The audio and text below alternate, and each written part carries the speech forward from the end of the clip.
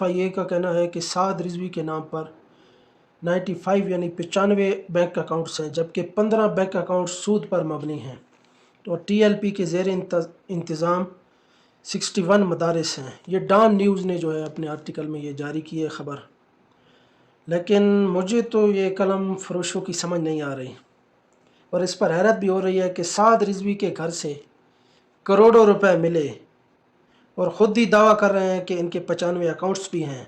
تو اگر واقعی کروڑوں روپے بھی ان کے گھر سے ملے اور ان کے 95 اکاؤنٹس بھی ہیں بینک اکاؤنٹس، تو پھر انہوں نے گھر میں کروڑوں روپے کیوں رکھے؟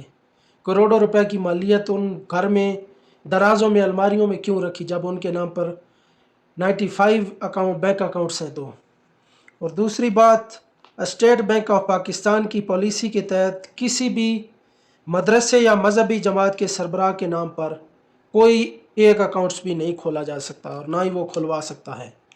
اور اگر بات کی جائے کسی عام پاکستانی کی، تو وہ اسٹیٹ بینک آف پاکستان کی پالیسی کے تحت کوئی بھی پاکستانی 10 سے زائد بینک اکاؤنٹس نہیں کھلوا سکتا۔